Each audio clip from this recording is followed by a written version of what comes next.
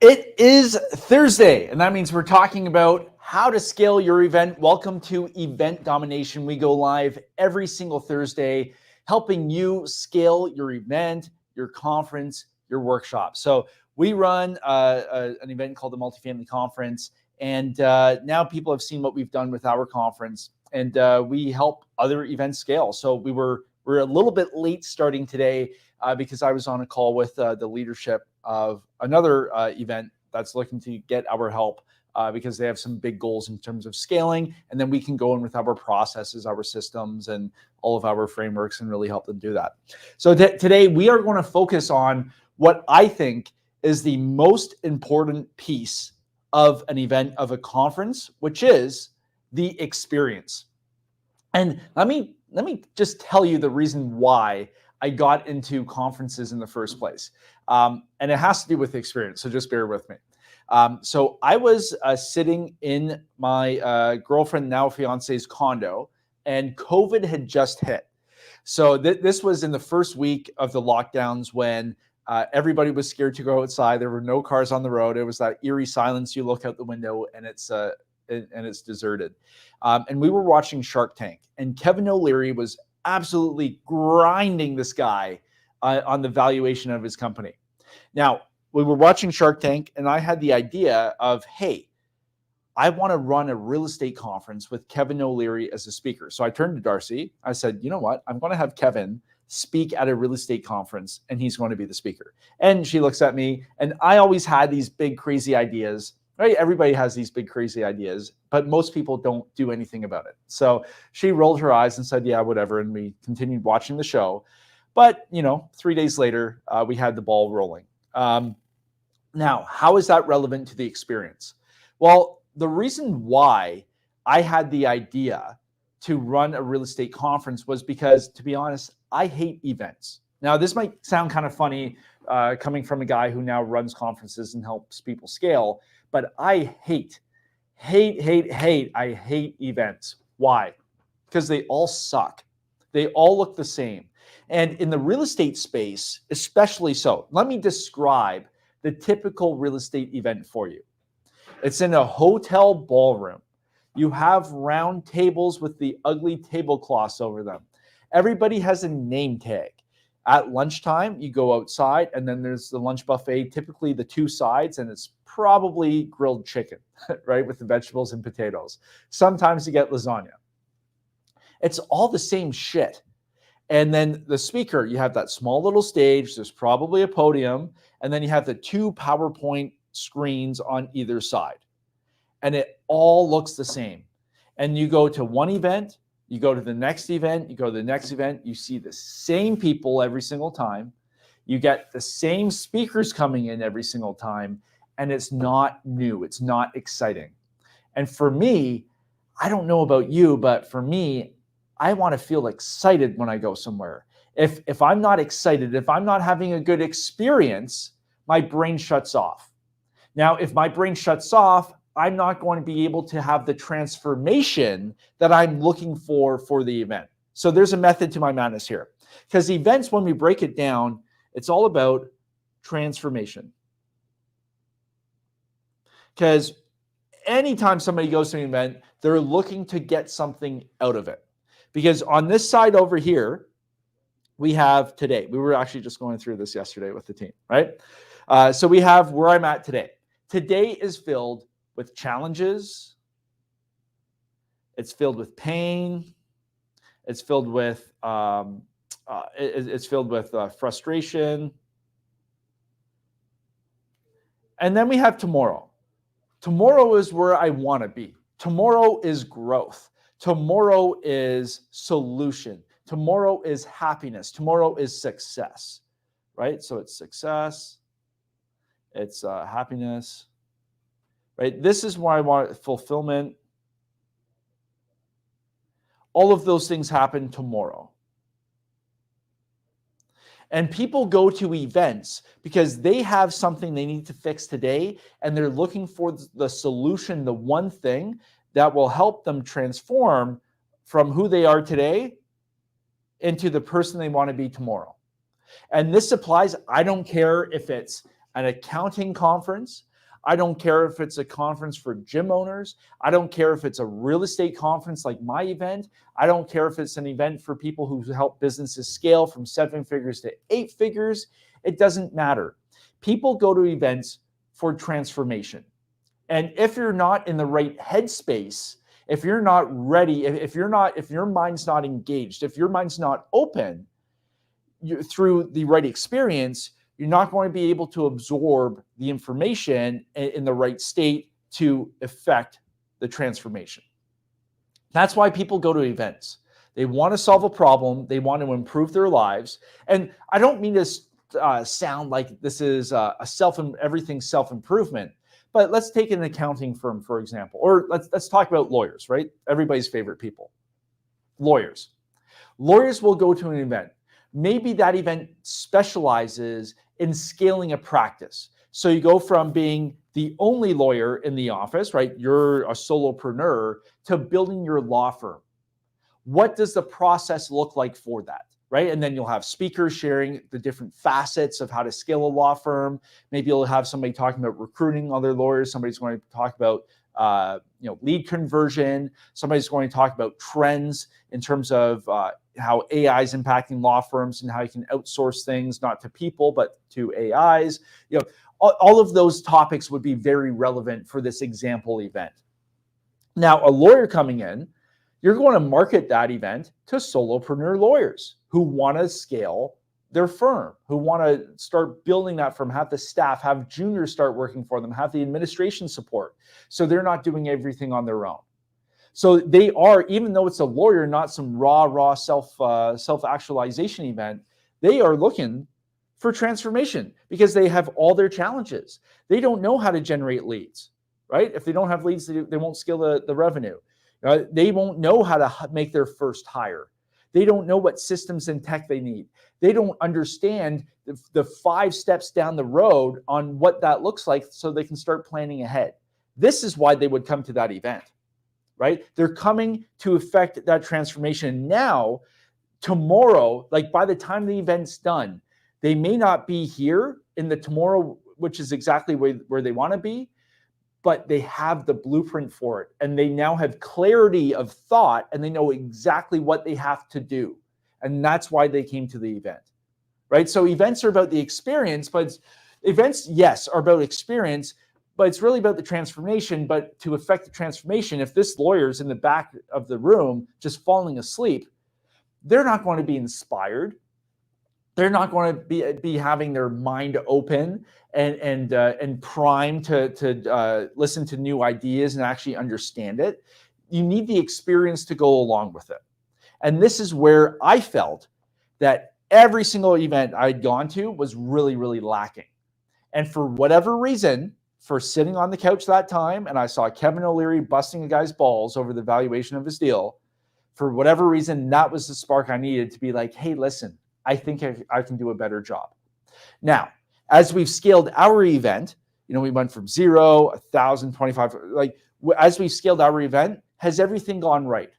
No, definitely not. Definitely not. There's always new issues, right? But if you focus on the experience of the attendee, right, you're going to help them get that transformation they're looking for. And to be honest, my favorite thing, and this is the one thing I did not understand about events, I didn't realize, I couldn't grasp how powerful events were. I have so many people come up to me at my conference now and thank me for doing what I do. And they'll tell me the story of how they came last year and then they took away something. And now over the past 12 months, they've been able to do this and this and this. And thank you so much. My life has changed. That is the power of events. Now, what does that tell you? If I get hundreds and hundreds and hundreds and hundreds of people coming up to me sharing that type of story, that means our experience is right, because now that experience is letting people get in the right mindset and the right space to get that transformation. And some of the success stories coming out of the conference have been it's really cool. It really is. We had somebody last week, one of our sales guys was speaking with them, just doing a customer service follow-up call.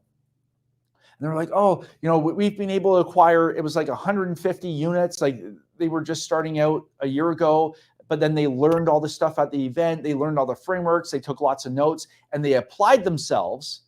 And now they're way farther ahead than they ever could have even imagined, right? They're like, oh my God, thank you so much. So they even called me over. I got on the headset and chatted with them for about 5-10 minutes about the impact that it's had on their life. Because I set up the event a certain way because I was unhappy with where things were with other events.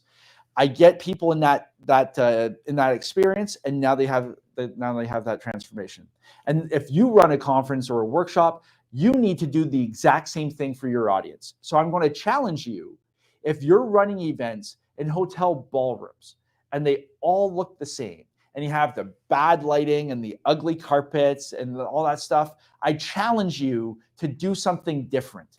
I challenge you to put experience first and think about your attendee, because if you don't, you're not going to get those success stories. Or if you are getting some success stories, you're not going to get as many as you could, and you're in fact hurting your audience and your customer, because you need to make sure their head is in the right space so they can actually go through that transformation. So if you are doing the same thing as everybody else, you're hurting your customers. And quite honestly, like, I care a lot about the people, because they're devoting their time, they're spending money, they're taking time away from their business, time away from their family, they're giving up opportunities to show up to my conference. So it doesn't matter a lot to me. It matters like reputation. Like I really want them to have a good time. So if you're running a conference, workshop, event, whatever it is, and you're not putting the experience first, you're hurting your customer. And you should really care about that. So how do we do that? Let me break this down for you. So first of all, let me talk about attendee ticket types and all that stuff, because this is how we can really impact the experience. And then I'll get into some of the things that have gone wrong over the years and how that's impacted the experience. So with our conference, we have different ticket types, right? Because some people are looking for a different experience than other people. So on one side of our spectrum, we have our VIP experience. Now, this is quite the experience. We've rented out the CN Tower. We've had a black tie event in the Art Gallery of Ontario. We've done some really cool stuff with our VIPs, because people buy VIP. And this is what I found. People will buy your top VIP ticket for one of two reasons, right?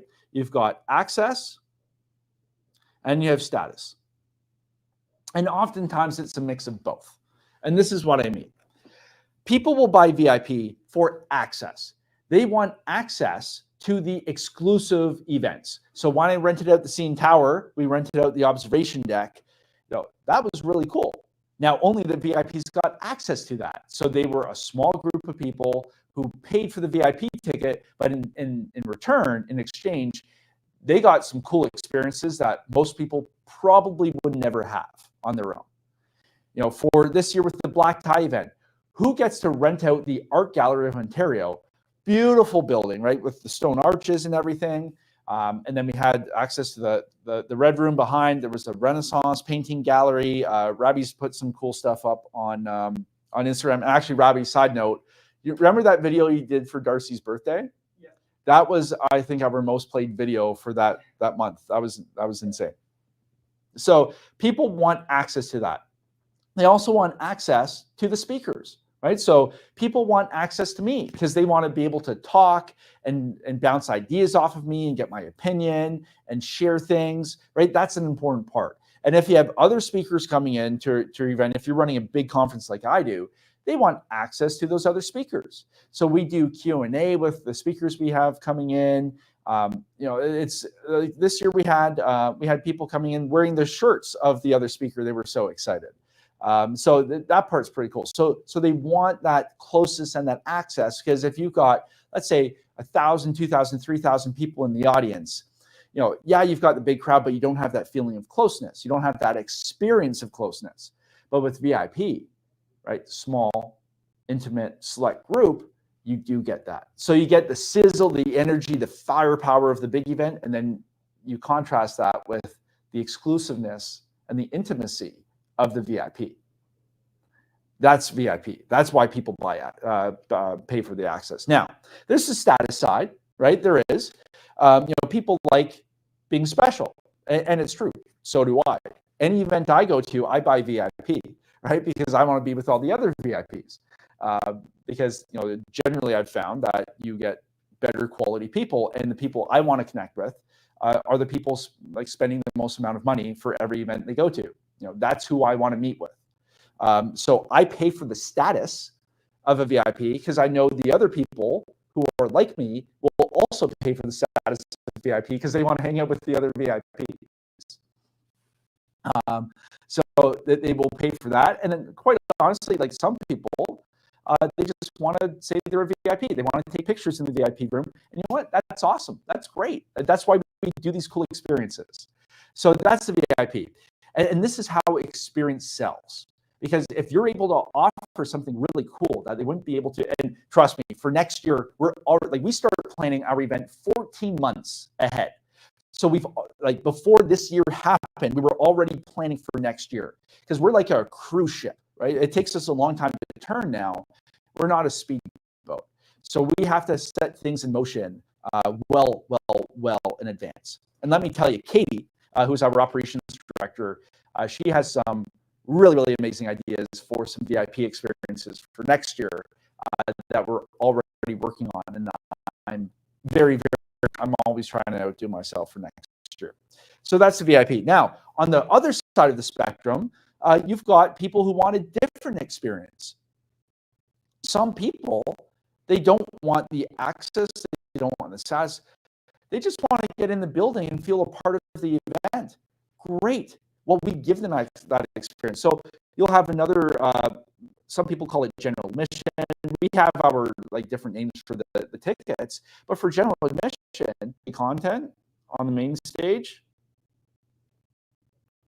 you want to have good seating, and then you want them to have a good experience, right? You want them to feel good, right? Everything's running well. Good energy in the room. You want to bring them into to your ecosystem. That's great.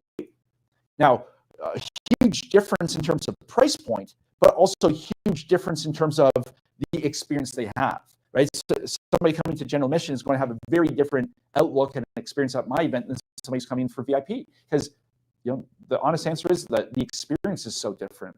What's open to them is a lot more different. The people they meet, the venues they get to visit, how long the event is for them. For general admission, maybe the event ends at 6 p.m. For VIPs, the event ends at 11, as you just got more and more and more. So that's how you can really tailor or connect with different audience groups. Because as you're scaling your event, right? So let me do it this way. And this is the 80-20 rule on steroids, right? The Pareto principle. If we look at your audience, right? So you've got a core of VIP. This is this is the people who want the access and the status. If you just run a VIP centered event, you're going to be a small event, and there's nothing wrong with that. We had somebody come through our funnel, our conference accelerator funnel. So if you're looking to scale your event, if you want help scaling your conference and work with our team, we'll implement our systems. We'll literally work with you and assign staff to help. You can watch a quick video on what we do, and then you can book a call with the team. So we had somebody come through this funnel. Yeah, I'm pointing at the right. Yeah. We had somebody centric mastermind, and it's less than 50 people. They're just tapping into this space. Now, there's going to be another ring out from these people who want a different experience, tapping into this audience, right? And then you're going to have another audience out this way that wants a different experience at a different price point. Now, and this is where one of the big things, and we were just on a call with this, they weren't set up the right way, and they're leaving a lot of experience on the table, and they're also leaving revenue on the table, and they're attracting different people, not necessarily the people they want, because the pricing structure isn't set up. And that's one of the things we come in and we'll work with you on, because like we've tested so many different things. We can really offer a lot of good advice and support as it comes to rebuilding your pricing tiers and what you offer at each tier to make sure your attendees coming in and getting the experience that they want. Now, obviously, not everybody's going to be happy with what you do, but quite honestly, your lowest ticket tier is going to be the ticket tier that complains the most. That's just the way it is. And then your VIPs, your top ticket tier, are going to be the people who are going to stick with you for longer. They're going to convert better if you have a back-end offer, all that type of stuff. But these are things you have to think about as you're building out your pricing structure and your experience. Now, what happens when the experience goes wrong? This is something we've got a lot of experience in. So, I'll just give you an example that's recent. So this past weekend, we ran a small group workshop on raising capital for entrepreneurs, startup founders, investors, that type of thing, operators. And we have been going through that CrowdStrike issue where hospitals were shutting down, airlines were canceling all the flights. It was just chaos. Banks were having issues. And we had a lot of people who couldn't make it to the workshop because all the flights were canceled. And then the other speaker I was doing this with, who we were bringing in, his flights were canceled. He basically lived in the airport for 2 days. And he showed up with no luggage. He had to go buy a whole new outfit the night before. And it was just a total mess. So basically on the fly, because usually we work together and go back and forth with content, do shared sessions sometimes. And basically I had to cover the entire day on my own, which wasn't something I was prepared for. So did I have all my slides prepared? No, right? Was the content really good? Yeah, because we actually got into nitty gritty stuff I generally wouldn't get into. But it was just, you had that experience, it wasn't what you thought. So you have to pivot. Another example when things go wrong. In 2023, 2,500 people show up. The day of the event, the registration system that we were using crashed. So what happened? Well, this is where the experience wasn't so good, because when you have a high volume of people coming in expecting to be registered and the system crashes, now we pay a lot of money for those registration systems, a lot of money, and we expect them to work. Now, this was a third party. It wasn't our system, it was a third-party system, but still, it doesn't matter. The attendee had to wait in line for a very long time because we had to resort to our backup system, which was paper, right? So now the lesson we've learned is number one, we never will deal with that system again. They dropped the ball, they're cut. We don't even mention their name now in the office. But now we've gone a different route in a different direction, and now we're better prepared for the backups because we actually lived through it. So yeah, we have paper, but we've organized our backup paper system differently to have a high volume of people come in. And we actually plan now, and we expect the first system to fail. So our whole registration system and how we process people has gone through a huge shift in just 1 year, because we had that bad experience, and I never want that to happen again.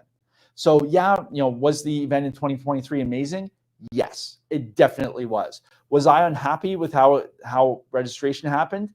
Yes, I was very unhappy, and you just have to live with it. But experiences, you always want to think about that. So now when we're helping events and consulting with them, we can literally give them, we airdrop our registration system on the back end to them, so they don't have to worry about and think about it. It's oh, okay, well, if this happens, then we do this. And they're prepared from the get-go. They don't have to make the mistake like we did and learn that lesson. So when it comes to experience, you have to think of everything. As soon as a person registers, and this is where registration systems are important, what happens? What's the cadence for reminders? How do you make sure the majority of people show up? Duncan was talking with the guy, I think it was yesterday, where they're running an event where only 25% of their audience shows up. Only a quarter of the people who signed up show up. That's a huge issue, right? That's a logistical nightmare, but that's a huge issue. And there's a lot not going right with that event if something like that is happening. So this is where we go in, We rebuild the event from scratch because obviously the model they're using is broken. Something isn't working right. So we can go in, dissect what it is, assess it, and then we start rebuilding from scratch because we've already got the system. So that's kind of what we do. But yeah, so what does that tell you? If only a quarter of the people show up, the experience is wrong. Something in the registration process, something in the pre-event process, something is broken. Now, we have to analyze it further. They have to come in and work with us and all that. And then we get our team involved. But like something is obviously broken. So let's figure it out. But if, like experience is just everything. And then it's even, hey, how does somebody go from point A to point B? Do you have enough networking breaks? And that's one thing with our audience. Our audience loves to network and is a challenge for us. And this is what our focus is on for next year. It's a challenge for us right now because once people start talking, they talk forever, right? They want to network. So now we're thinking this year we expanded networking time. We had the event start later, but now we want to give even more networking time because even this year we had challenges bringing people back in because once they start talking, they're talking forever. So we always have to think about the experience because at the end of the day, if the audience experience isn't good, they're not going to get the transformation. And the transformation is what really delivers the value to the person who's paid you and trusted you with their time and their money to deliver on that, right? So not rocket science when you get into it, but it's not easy, right? So it's all systemizing the process and it's all testing. But the good thing is we've already tested this stuff. We spend a lot of money on this. We do a lot of variations. We do A/B testing for a lot. Well, sometimes it's A, B, C, D, E, F, G testing, but we've already done it. So if you're interested in getting involved with us, getting our help, we're literally working with you side by side on scaling your event. We've got one coming up that we're speaking with right now. That's going to be a huge event that we're going to be working with. Go to theconferenceaccelerator.com. Watch that quick video. It's like 5.5 minutes. And then, I'll explain kind of what we do in more detail, and then you can book a call with our team, and then we'll start assessing your event, what's working well, what's not working well, and figure out a game plan on how we can get you scaling, because that is our specialty. All right, so I hope this was helpful, but just keep in mind, experience is everything. Your people come for the transformation, but you have to give them the experience so they can affect that transformation. All right, so I'll see you next week for event domination. See you guys later.